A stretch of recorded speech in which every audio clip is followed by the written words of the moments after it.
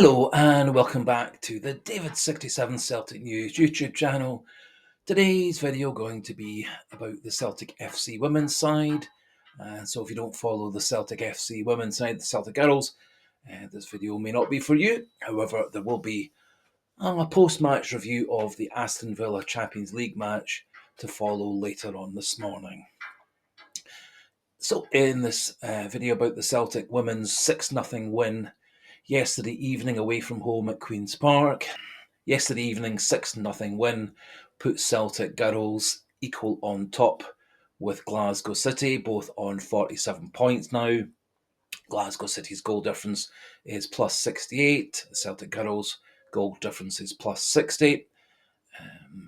In third place are Rangers, 2 points behind on 45. Hibs also on 45 in fourth, and Hearts in fifth on 41. So you can see top five teams within 2 wins of each other. And so I think it's obviously a very, very close SWPL, quite different from any SWPL we've had for many, many years. And I think it's actually great for Scottish football. You've got 5 teams, all of whom have quality, all of whom can take points off each other, beat each other, as was obviously the case, as Hibs have beaten both Rangers and Glasgow City this season and drawn with us. And Hearts earlier in the season did beat us. Thankfully, at the weekend we got some revenge on them with a very comfortable 4-0 win. Just a wee look in this video regarding the goals and the stats, and a minor preview of the girls' next match, which is on Sunday in the Cup, 1 o'clock kickoff against Glasgow City, away from home at Petershill, which is obviously never the easiest ground or pitch to play on. Celtic got off to a pretty reasonable start yesterday evening. Lots of pressure to start with, although not really getting any good shots on goal to start with. However, in the 14th minute, a very good finish by Saoirse Noonan put Celtic 1-0 up. Again, Celtic huffed and puffed and had lots of shots, but the Queen's Park goalkeeper had a good first half, made quite a number of smart saves, and quite a few of Celtic shots also in the first half were off target. However, a great run in the 37th minute by Saoirse Noonan to the front post, and then a very good header past the goalie to put Celtic 2-0 up. Shortly after, in the 43rd minute, after a corner kick from Murphy Agnew, Colette Kavanagh headed Celtic into a 3-0 lead at half-time. Celtic in the second half made quite a number of changes, bringing on 5 fresh players. Nice to see Kit Lefersky back in the team after a long spell out again through injury. Hopefully we can keep her fit to the end of the season, because I think her pace through the middle and down the sides and her ability to get in behind defences could be very important. And hopefully she has her scoring boots on, as I think she could be a very powerful player for us.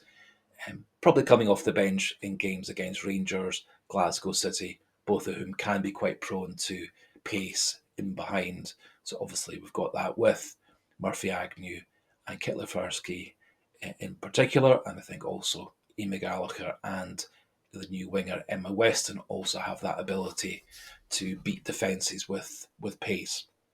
However, getting back to the match, Celtic added to the lead in the 52nd minute, probably Celtic's best goal, an absolutely brilliant strike by Shannon McGregor going in off the post, put Celtic 4-0 up.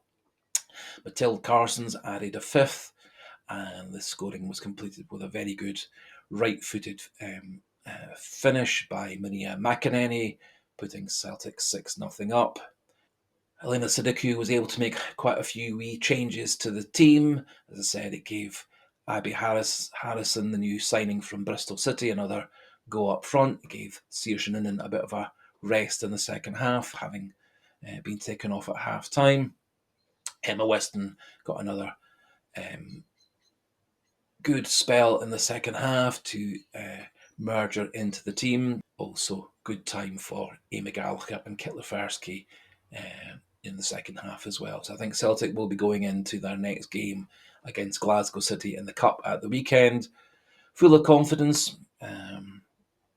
Apart from the Rangers' defeat in the League Cup semi-final, Celtic have been on an excellent run of form in the league, and have started, apart from that game against Rangers, 2025 very well, scoring lots of goals and looking very comfortable in their new setup and their new formation, and the new players such as Emma Weston and Abby Harrison blending well into the team, plus the return from injury for players such as Murphy Agnew, Kitlefersky, and especially Kelsey Doherty, who I think's a massively important player for Celtic at the back. The stats for the game, again, show very much how Celtic were on top, and possibly, if we're being hypercritical, maybe Celtic probably should have got a few more goals than 6, given the amount of possession and shots that they had in the game. So possession was 79-21 for Celtic. Shots were incredible 29-2 in favour of Celtic.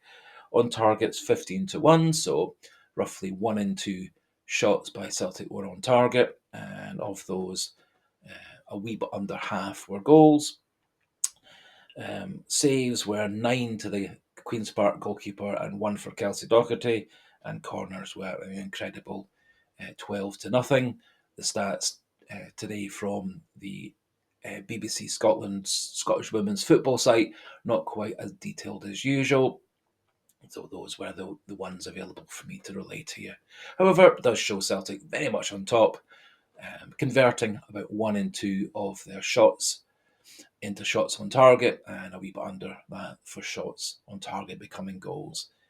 And it does look from those stats also the Queen's Park goalkeeper had an especially good game, otherwise Celtic might well have got double figures. So personally, lots and lots of positives from the game. Celtic looking confident, Celtic playing a more recognisable 3 at the back, which does free up players such as Morgan Cross to have a wee bit more of a free role, along with Matilda Carsons. Amy Gallagher fits into that role nicely, and Saoirse Lunan looked nice and clinical up front. And Celtic do get quite a bit of pace coming down the outsides from players such as Emma Lawton and Celia Barclay, and I can definitely see players like Jenny Smith and Emma Weston in particular providing similar pace down the outside, and also Celtic can use Murphy, Agnew and Kitlefersky out on the wings as well if needed. Just a few more matches to go before the 6-6 split. As I've said in previous videos, I think that's when the title is going to be decided. The home and away games against the top 6, in particular the top 5, and I think there's going to be quite a lot of ebbing and flowing. And although Celtic are just that wee little bit behind on goal difference, a couple more good results, and that could be back to pretty much even Stevens.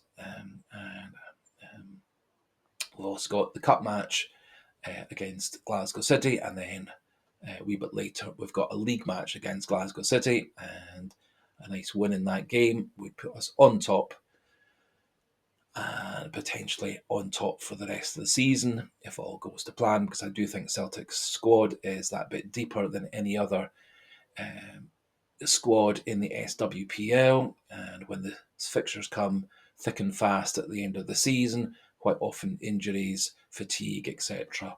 starts to tell, and I think Celtic do have an advantage at this time, and there are still a few days for Elena Sidikou to add to her squad. But now that we've got quite a number of players back from injury, I think the squad's looking a lot stronger, and also the depth of people coming off the bench, which again will be very important in the title run-in. That just about finishes things off for today's video. I'll be back on Monday with regard to the Celtic women's side with a post-match review video of the Glasgow City Cup match, which is 1 o'clock on Sunday away from home at Petershill. And we'll be carrying on doing videos regarding the men's team right through pretty much daily, and maybe a couple of videos on Monday about the men's team, with it also being a post-match review day and also the last day of the winter window for transfers. So until the next video, goodbye and hail, hail.